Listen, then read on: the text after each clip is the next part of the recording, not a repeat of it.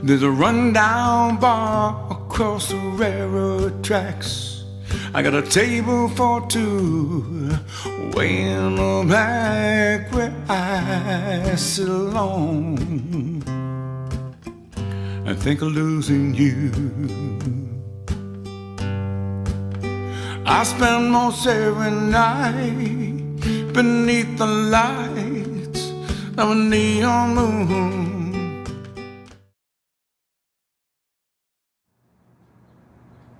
You've done so many different genres. You've done all the genres. Pretty much. You've done R&B, you've done blues, you've done country, you've done show tunes, Broadway. Yeah. Well, the thing is that I think what started it all, I just by happenstance, I got into these things. I mean, I sang with Disney that got me into, that made me think more about show tunes and things like that. But I started out with, Don Randy. He was my mentor, from the world famous baked potato. 1970 it was opened, and Don Randy was the owner and with the house band and everything, and had the opportunity to work with him he mentored me for 2 years. And that was an incredible experience. And this one little tiny club that did nothing but jazz.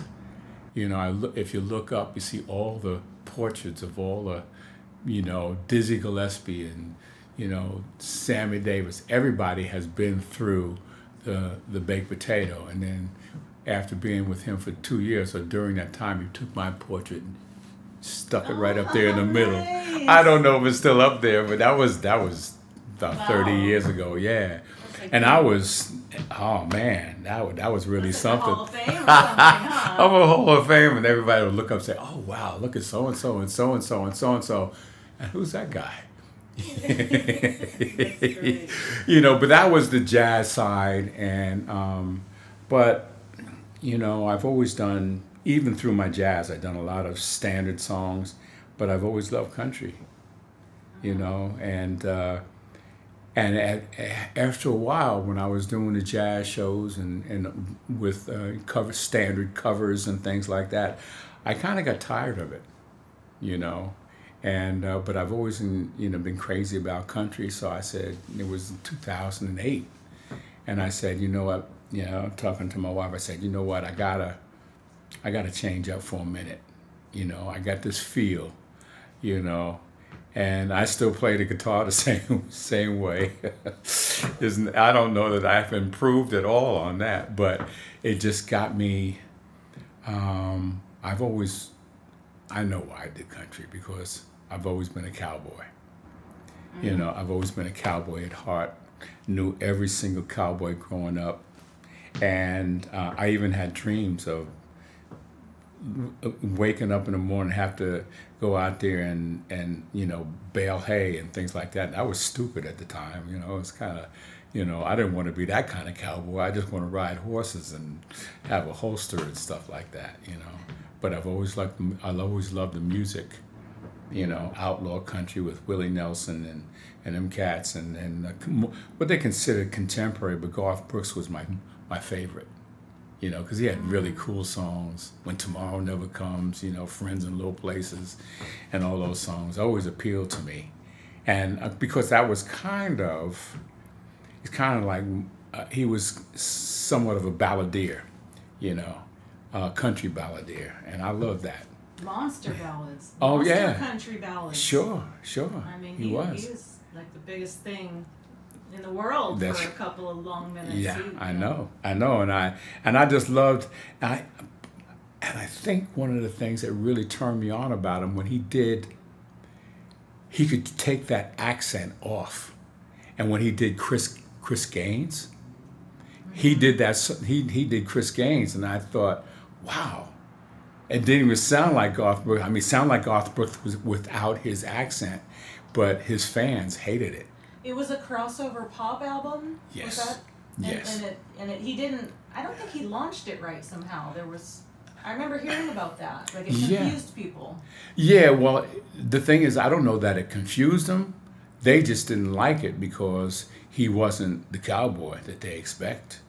You know, when you put something out there, you better be, if you're a cowboy, sing cowboy. Right. You know, you come out there doing something straight up, you know. So anyway, yeah, so I've had a lot of different faces, you know.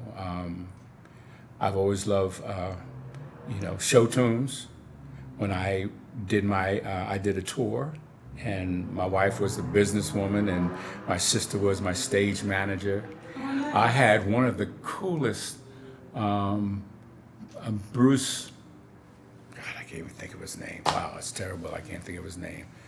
But Bruce, he was out of New York, and he had done quite a few big things like Carnegie Hall and things like that. Incredible player, and he came out to LA looking for a job. And my vocal coach and I had to get my voice ready for big show tunes kind of things, you know. She says, well, this guy Bruce came to town. I said, well, let's hook him up. And I got him for cheap, you know. I mean, it wasn't cheap, but, you know, with his stature and his background, his experience, I said, wow, this guy is incredible.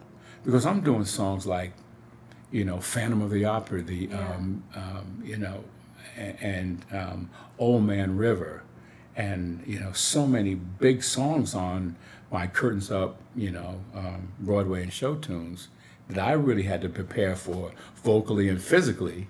Yeah. You know, that was a lot of work. When I heard you sing Les Miserables, Bring Him Home, it knocked my socks off. That's an incredible song. Yeah. And such a depth required, and you certainly deliver it right up there. Well, there's a couple of reasons why I got really close to that song. One is that it was about the French Revolution. Here, I'm a Vietnam vet, and when I started preparing to do that song, I started thinking it was about this old guy wanting to bring a prayer to the Lord to bring this young guy home alive. Yeah. And I was thinking when I was doing it, preparing for the song, I thought, because my son, when I did the show, was about 20. And I started thinking, wow, if my son came to me and asked, hey, Dad, what do you think about me going into service? And unlike what my dad would say, yeah, you know, make it strong and make it blah, blah, blah, you know, not only for your country, because my dad was a Korean vet. My uncles, even some of my aunts did reparations for I had like 35 people in my family that have done time in the service. And so I started thinking about my son. And after what I went through in Vietnam, I said, no, you know, I don't think, I said, you know what, if my son had asked me, what do you think about me going in? I said, I can't say, you know, yeah, go ahead for your country. Because I want my son to be alive. Yeah. I want him to be alive. And there's a good chance when you go to war, you don't come back alive. I'm very fortunate. I'm blessed that way, you know. And I raised my son and my daughters, and I want them to be here, and I want him to be here. And if he hadn't asked me, I'd have probably talked him out of it. Yeah. You know, it's just even though I'm a patriot, I love my country. I'm a patriot, but I don't want to lose him. Yeah. You know, so anyway, that's just me. That's just me. Yeah. You know. Good dad. Yeah, well, you know, but I want him to be tough. You know, he's a landscaper, but I want him to be tough. He plays the horn now, and he's a tough kid, and he studies boxing and he studies all the things. Because I did martial arts for over 20 years, and although he doesn't want to take lessons like that all the time, I just know that he's tough and he can take care of himself. You know, and that's part of raising a son who, and my daughters were tough too. You know, except for the first one, she was more of a, you know, Nicole. We had her. My first wife and I, we had her in ballet for over 10 years, and we have pictures of her flitting and floating around and all that. And we went to every single recital and all that. Yeah, and you know, Happy Dad and Yeah, it was really very, very cool. Really try not to be obnoxious, Dad. But that's my baby, that's my girl, that's my baby girl. And then my second daughter, she was like, I thought she was going to be she was going to be more of a male, female. She's going to be tough. When she played soccer, she was ruthless. She was good, and I would go to all her games, and I would root for her. And actually, at times, I would be assistant, coach at soccer for her.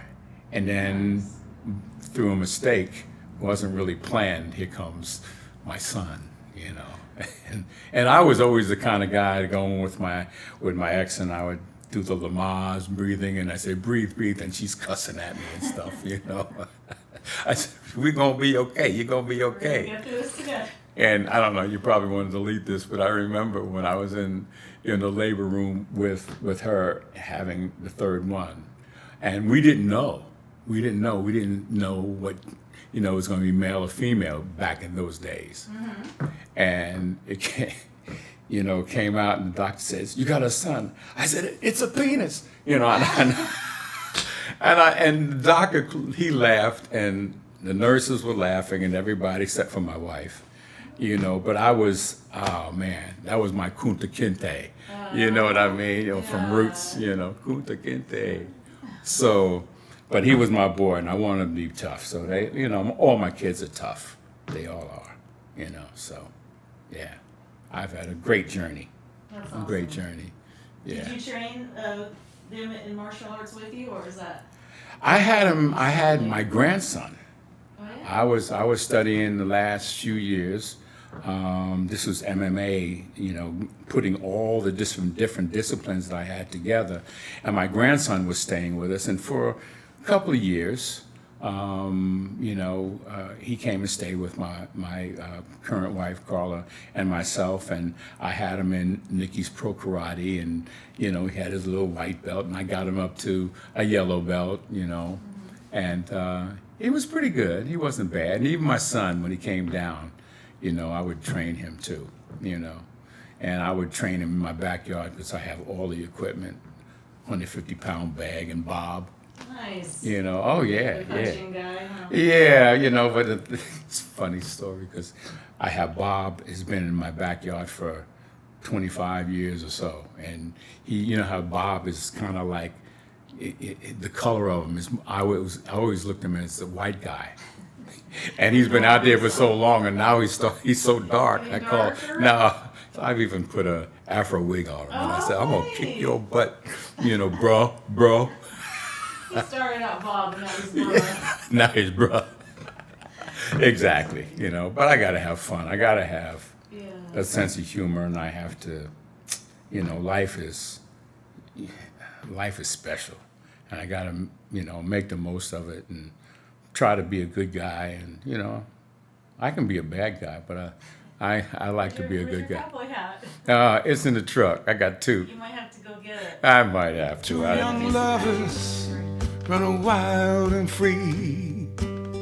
I close my eyes, sometimes see you in the shadows of this smoke-filled room.